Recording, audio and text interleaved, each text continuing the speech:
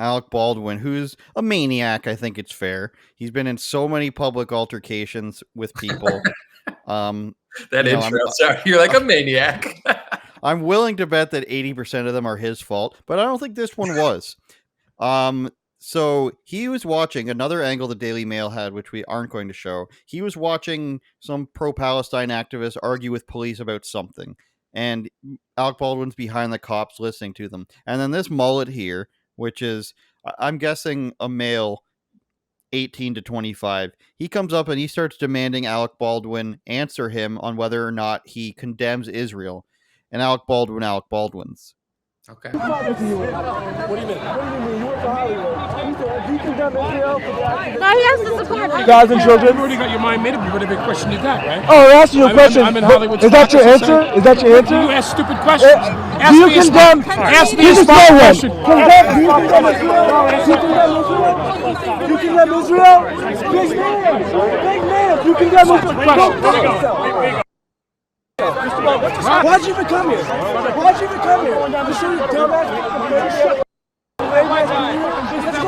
go. Zordon, get out of here! Zordon, get out of here! Not this nonsense. Come on. Send him back to Europe. Send him back to Europe, somebody says. I like how he gets in the guy's face like he's arguing with an umpire. Why don't you ask me a better question? Why don't you ask me a better question then? Yeah, and he says, go F yourself. I guess we could say, he says, fuck you and go fuck yourself. And then there's a bit more people follow him down the street. And then he says, right at the end of another video, he says, I do want Gaza, people in Gaza to be safe and to something pro Gaza at the end afterwards, after he's calmed down a little bit.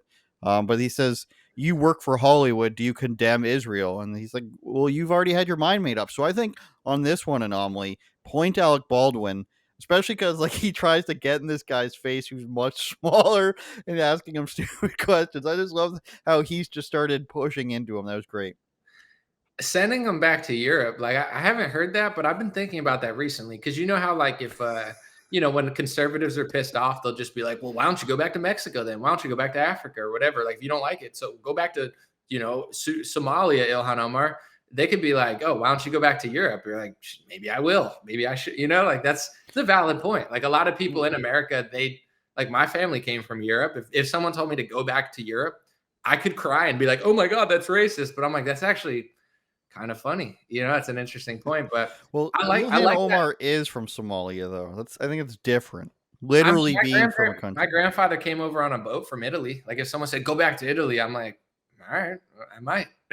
I don't think it's as insulting as people, if that's what you're trying to say. Like, I wouldn't be insulted if I don't want to go back to France, though, is my problem. I don't want to go to France. I don't like French culture.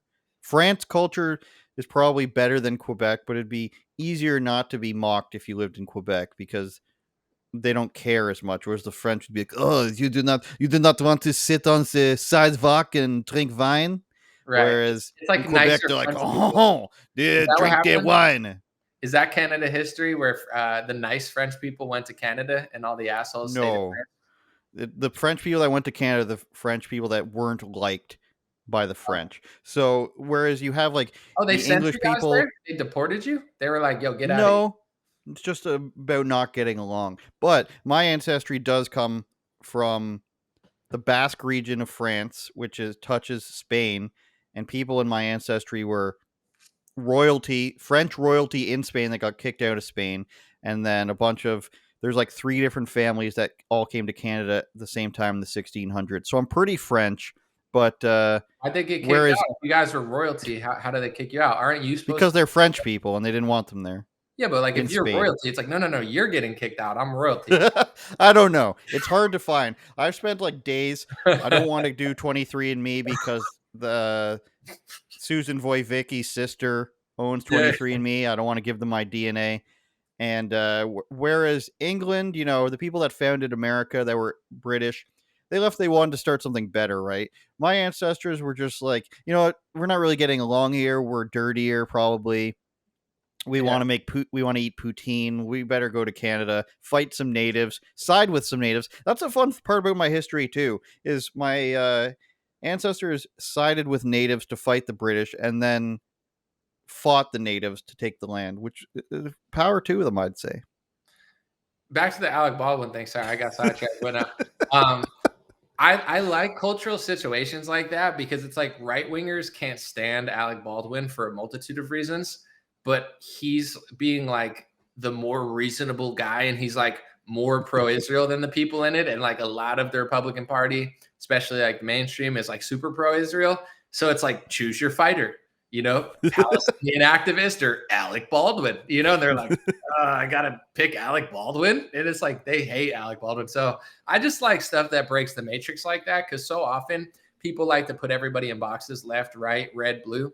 And I don't want to get into it too much, but I don't think this Israel-Palestine thing is as left-right as people think it is. Like, clearly left-wing people usually go Palestine in the activist groups, but the left-wing establishment like John Fetterman go Israel. You know what I'm saying? Like, this is a matrix breaking dynamic. So it's like Alec Baldwin being the good guy in a video to right-wingers is like stuff like this is going to snap people out of it. Because I think as much as there are groups and stuff, I like the whole like left, right, red, blue thing in America is getting so stale because both sides are really annoying. So what better way to wake you up out of that false paradigm than Alec Baldwin being like, the reasonable guy that totally didn't shoot somebody in the video,